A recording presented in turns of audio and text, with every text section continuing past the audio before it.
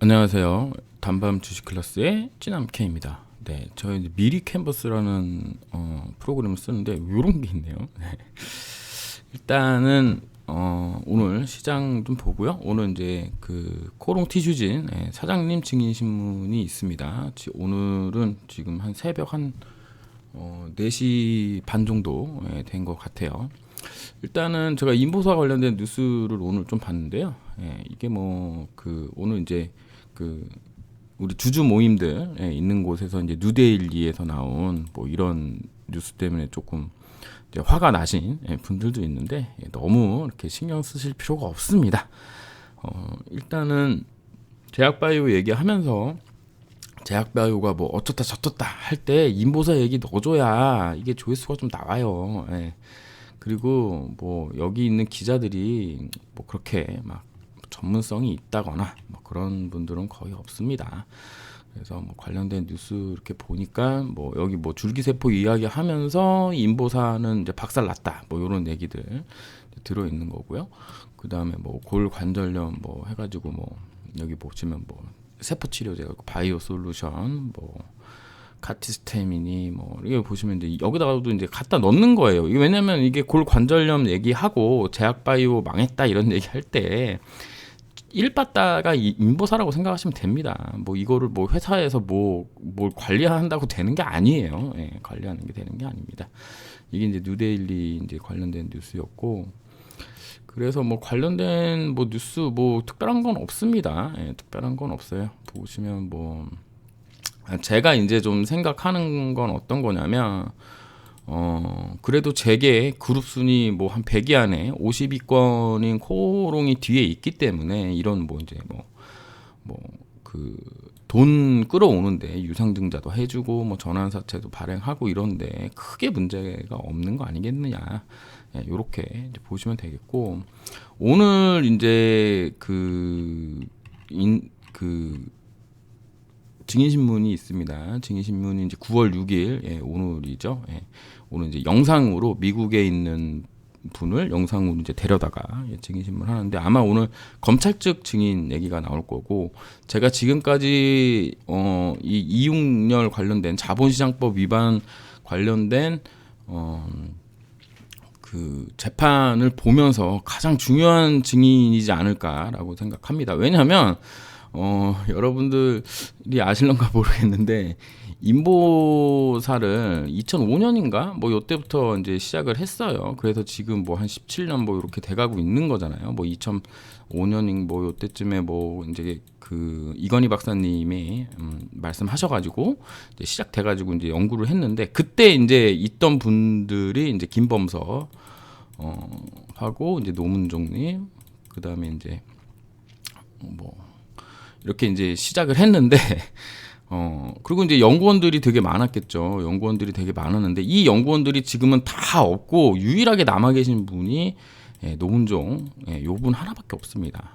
그러니까 지금 인보사를 그동안 개발했던 모든 연구자들 중에 있던 분들은 여기 노문종님밖에 없고, 이건희 박사님이 아마 그 뭐라 그러죠? 스승님이실 겁니다 아마. 제가 알기로는 그런데 노문종 박사님이 이때 이제 그 거의 뭐 말단이라고 해야 되나 그렇게 들어가셔가지고 인보사를 지키고 있다. 그래서 이분은 인보사 전체의 개발 과정이라든가 이런 부분들에 대해서 그래도 제일 티슈진에서 가장 제일 많이 알고 있는 분이고, 실제로 뭐 그 티슈진 사장님이시니까 임상 관련돼서도 진두지휘하고 있다. 이렇게 이제 봐야 되겠죠. 그래서 이분의 증언이 가장 중요하다고 생각하고요. 그 뭐 자본시장법에서는 니네가 293인 거 알고 상장시키고 뭐 난리치지 않았냐라고 이제 이야기를 하고 있고요. 그 다음에 그 김수정 박사님 그 보조금 관련된 건에서는 이 얘기를 하지를 않습니다. 왜냐하면 여기 계신 분들은 이거 처음부터 있었던 분들이 아니고 처음 개발했던 분들도 아니기 때문에 이 부분은 아예 얘기가 없고, 제가 지금 와서 생각을 해보면 회사 전체의 서버를 그냥 들고 갔거든요, 검찰이. 검찰이 들고 갔습니다. 제가 이제 지난 그 영상에서도 말씀드렸지만 이게 아마 수만 페이지가 되실 거예요. 수만 페이지, 수십만 페이지입니다. 아마 전 직원의 이메일을 전부 다 열람을 해서 그걸 다 프린트 해가지고 봤던 것 같고, 뭐 회사 내 뭐 전략 회의록 뭐 이런 거, 뭐 그러니까 회사의 서버에 다 들어가 있는 것들을 전부 다 포렌식으로 해서 봤는데 2017년도죠. 예, 2017년도에 가령 예를 들어서 연골 세포가 293 세포인 거를 만약에 회사 측에서 알았다면 이거 관련돼서 분명히 이제 서류가 있어야 되는 거예요. 어떤 거냐면 뭐 TF를 조직한다던가, 이 대책을 마련하기 위해서 뭐 고위진들이 왔다 갔다 뭐 이야기하고 회의했던 뭐 이런 내용들이 어딘가에 있어야 되는데 이런 게 하나도 없고 전무하다는 거죠. 그렇기 때문에 이제 검찰에서도 딴지 못 걸고 293 세포인 걸 알았다. 요거에 대한 내용은 인도계 칼씨라는 그 직원이 한국에 왔습니다. 한국에 왔는데 언제 왔냐면 티슈진 IR 할 때 왔어요. 티슈진 이제 상장 관련된 일을 할 때 왔는데, 요때 칼씨가 범섭이한테, 이범섭 사장님한테, 그 당시 사장님입니다. 이범섭 사장님한테 야 이거 그 세포를 좀 다시 확인해봐야 되는 거 아니냐, 연골 세포가 아닐 수도 있는 거 아니냐, 그렇게 얘기를 했다 그러고, 요렇게 이범섭이 이거를 또 이우석 사장님한테 이야기를 했다 그러고, 요거를 다시 이우석 사장님이 그게 뭐 그렇게 중요한 거냐 뭐 이렇게 물어봤다는 정황 이메일이 있다고 합니다. 이메일이 이 검찰 측에서 이제 조사하면서 이제 칼씨한테 이메일을 받은 거겠죠. 요 상황밖에 없어요. 그래서 이 세 사람이 어딘가에서 밥을 먹으면서 같이 있었다. 이우석, 이범석, 칼씨 이렇게 같이 밥을 먹었다. 그때 칼씨가 범섭이한테 얘기했고, 범섭이가 우석이 형한테 얘기했고, 우석이 형께서 또 요 관련된 얘기를 했다. 요게 이제 전말이고, 관련된 뭐 증거가 없어요. 근데 이제 되게 웃긴 건 뭐냐면 이 칼씨가 학력 조작이 발견돼 가지고 해고당합니다. 해고당하는데, 이 당시에 가지고 있던 그 왜 우리 이제 스타트업 같은 회사한테는 임원들한테 그 스톡옵션 주잖아요. 이게 몇십억 원어치, 그러니까 그 당시 이제 티슈진 가격으로, 티슈진 주식으로 몇십억 원어치 되는 거를 다 몰수해가지고 해고시켰거든요. 그러면 만약에 칼씨가 만약에 증인이 된다면 여기에 그렇게 된다면 또 새로운 분기점을 맞이하지 않겠느냐라고 이제 생각을 하는데, 이거 관련돼서 또 생각을 해보면 여기 보시면 이제 중개 시설 디포즈, 플래닛 디포즈라고 써 있는데요. 이거를 어디서 제공했냐? 자, 생각을 해보세요. 노문종 사장님은 지금 검찰에서 인터폴에다가 그러니까 수배를 해놓은 상황입니다. 수배를 해놓은 상황인데, 그러니까 이제 잡아드리겠다라는 거죠. 근데 이분이 외국인이어가지고, 미국인이어가지고 이분을 우리 측 검사가 바로 체포를 할 수가 없어요. 그 인터폴 얘기해가지고 체포를 해야 되는데, 이 체포 대상자를 영상으로 증인신문을 하는 겁니다. 그러면 이 영상 증인신문을 하려면 원래는 어디서 해야 되냐면 영사관에서 해야 돼요. 영사관에서 해야 되는데, 영사관은 한국 땅입니다. 여기가 한국 땅이잖아요. 한국 법이 이제 그 적용되는 곳이어서 영사관에 노문종님이라든가 뭐 관련자들이 가면은 바로 체포가 가능합니다. 그러면 노문종님이 이게 여기 가겠냐고, 영사관에 안 가겠죠. 안 가니까 어떻게 했냐? 이제 제3회 그 구역에서 장소에서 이제 그 영상으로 증인신문을 하는 거예요. 제3의 장소에서. 그럼 이 제3의 장소는 누가 했냐? 검찰이 마련했을까요? 그러니까 이렇게 검찰이 만약에 마련했으면, 검찰이 미국의 장소를 마련해서 노문종이 왔어요. 그럼 바로 잡으면 되잖아. 인터폴 수배 요청해놨으니까. 그렇잖아요. 그래서 영사관 데려가면 되잖아. 일단 영사관 데려가면 되잖아. 근데 이거를 할 수가 없잖아, 검찰이. 그래서 어떻게 했냐면 회사 측에서 회사랑 변호사 측에서 제공을 하는 거예요. 이거를. 그러면은 다시 처음으로 들어오면은 칼씨가 만약에 증언한다고 한다면 회사에서 굳이 이 사람을 위해서 이런 장소를 섭외하고 또 할까? 이런 생각을 저는 개인적으로 좀 하고 있습니다. 그래서 영상 관련돼서 지금 그 증인 신문이 27일인가까지 되어 있고요. 보시면은 9월 6일, 예, 그 다음에 9월 13일, 그 다음에 여기 9월 20일까지 예, 지금 주요 증인이기 때문에 몇 번인 거예요? 3번인가요? 하나, 6일, 13일, 20일이니까 3번 정도 하는 겁니다. 예. 9월 27일까지 한다는데 이게 설 추석 전인데 하실려나 또 모르겠네요. 그래서 어쨌든 이 재판이 2020년이거든요. 사건 번호가 3년째 되는 거고, 이번 재판관님은 제가 봤을 때 인간적으로 그냥 저보다 이제 나이가 많으신 분, 그냥 인간적으로 좀 끌리는 분이었어요. 그러니까는 말하는 게 너무 좀 제 기준에는 좀 괜찮았기 때문에, 괜찮다는 게 좀 논리적이고 뭔가 좀 이 사건을 좀 해결하겠다, 이 사건을 내 손으로 끝마치겠다라는 어떤 의지가 보였기 때문에 예, 이제 그렇게 좀 되지 않을까 생각합니다. 뭐 이 사건이 결국에는 민사와 많이 연결될 수 있다. 예, 한 1천억 규모죠. 양쪽 다 하면 2천억 넘는 것 같은데, 그러니까 티슈진하고 코생에 걸려 있는 민사 사건. 예, 지금 그거는 아예 그냥 올스톱입니다. 지금 형사가 안 나왔기 때문에.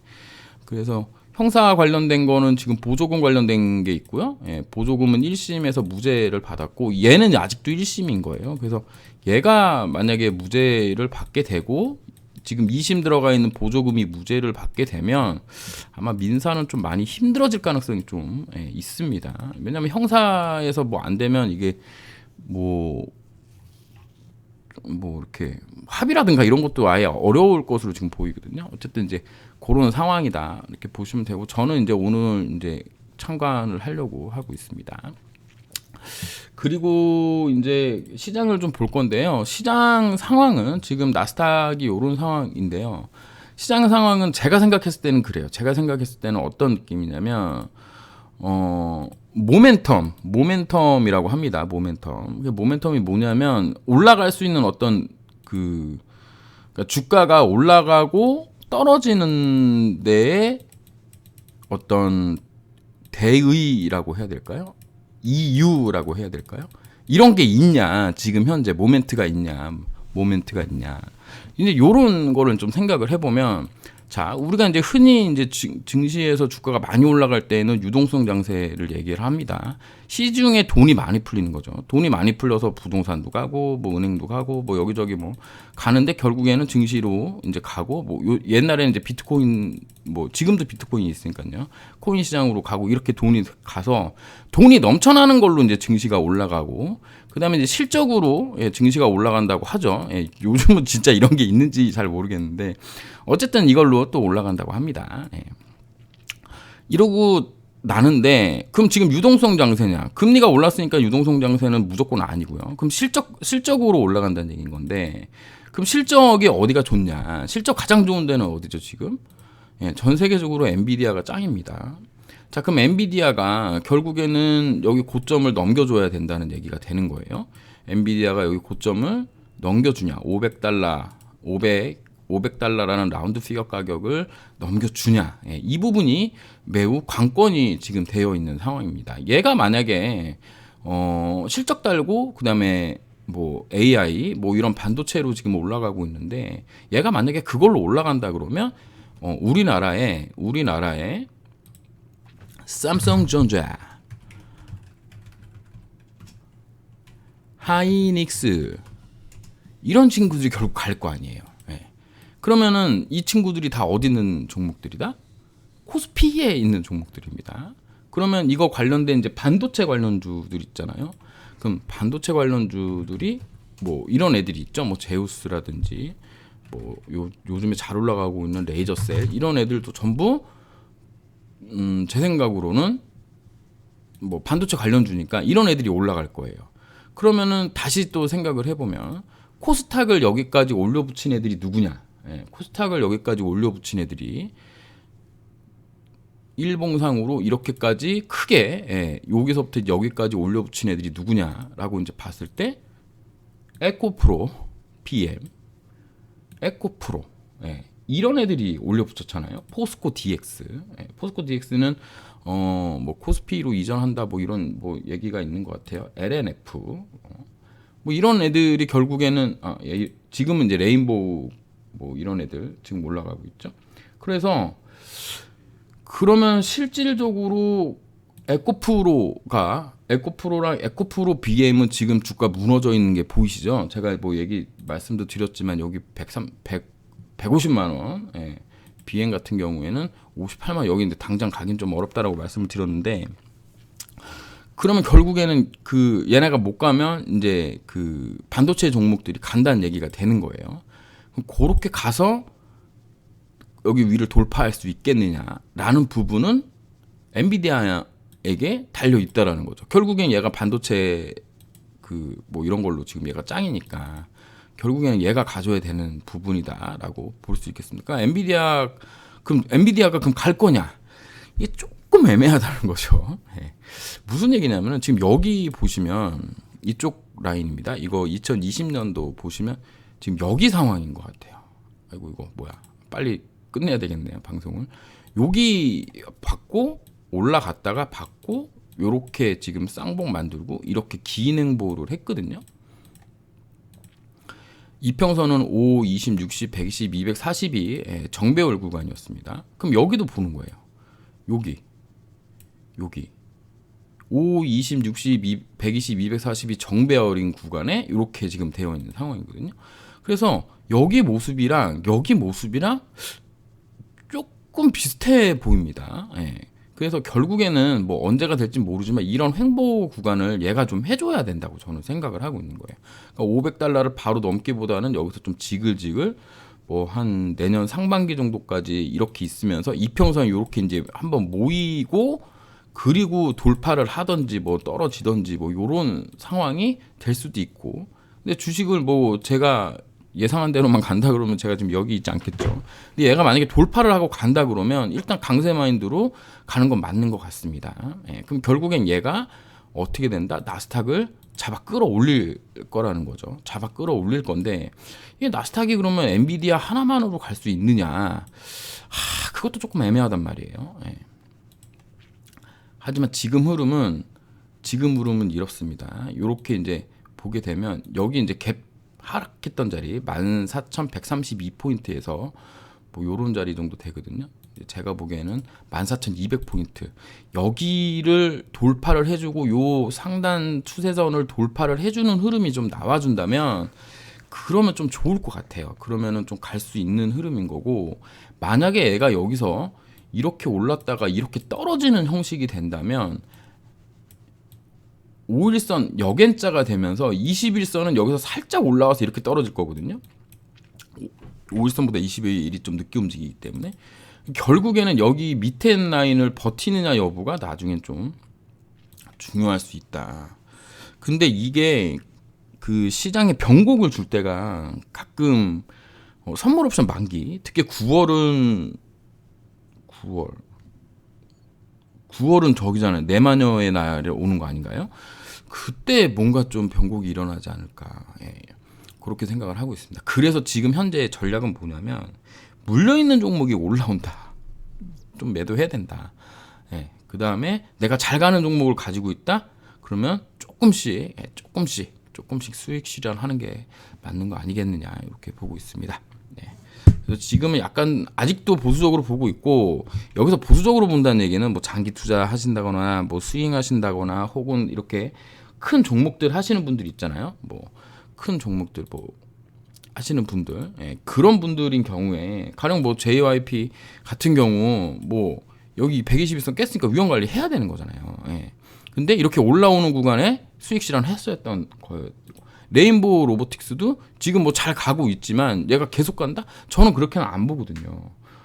그러니까 뭐 포스코 DX도 이제 거의 이제 올 만큼 왔다 이런 지금 느낌이거든요. 그래서 결국에는 잘 가는 종목들이 내가 팔 수 있는 어떤 명분을 줄 때, 가령 이런 거는 이제 여기서부터 여기까지가 매도 구간이죠. 37,950원에서 39,300원 사이에서는 일단 매도를 하고, 예. 다 매도하는 게 아니라 분할 매도를 한 다음에 여기를 돌파하고 가면 그때 가서 다시 전략을 세워서 해본다. 예, 이렇게 생각하는 거다라는 말씀 드리도록 하겠습니다. 그러니까 각각 종목들마다 위치랑 뭐 가지고 계신 포지션이라든가 이런 게 다른데, 일단 장기 투자 혹은 6개월, 1년 넘게 가져가시는 분들 같은 경우에는 내가 매도할 만한 충분한 근거가 있다면 현금을 조금 마련하는 게 나쁘지 않고, 현금 마련했다가 더 올라가는, 그러니까 이제 지수가 이제 막 가겠다 막 이런 표시가 나왔을 때 그때 다시 종목 잘 선택해서 지르는 그런 방향도 있다라는 말씀을 드리는 겁니다. 이게 주식을 들고만 있다 그 수익 나는 거면은 그 고통을 인내해야 되는 거예요. 이 고통을 인내를 해야 되는 겁니다. 코롱 티슈진, 코롱 생명과학을 뭐 잠깐 보면, 티슈진은 어제 거래대금 2억 원이 나왔고요. 코롱 생명과학도 2억 원이 나왔습니다. 아무 의미가 없습니다. 그러니까 뭐 이거를 기술적 분석을 해달라 뭐 이런 얘기 하지 마세요. 저도 시장 하루 종일 한 번 보나 그 정도 볼 정도로 거의 보질 않습니다. 그냥 지금 뭐 한 달에 한 번 뭐 요런 때 뭐 하루에 뭐 한 주씩 뭐 이런 식으로 그냥 재미로 그냥 사는 거예요. 재미로. 그렇게 사는 거라고 생각하고, 지금 뭐 물량 투입하거나 뭐 이 종목이 뭐 그런 거 없습니다. 2억 원 가지고 이 정도 한 10억 정도면은 상한가 칠 수도 있을 것 같아요. 이러다가 진짜. 근데 저는 이제 그렇게 생각합니다. 거래대금 줄이면서 이거 하고 있는 게 정말 행복하다. 돈만 있으면 더 사고 싶다 라는 생각인데, 제가 이런 말 하면 안 되죠. 추천 아닙니다. 저는 여기 미친놈이기 때문에 저는 미친놈이라는 걸 잘 기억을 하시고 생각하셔야 됩니다. 다음에 이제 시간이 되면 뭐 좀 재밌는 얘기 좀 해드리겠지만, 어쨌든 오늘은 여기서 마치도록 하겠습니다. 감사합니다. 진남 K였습니다.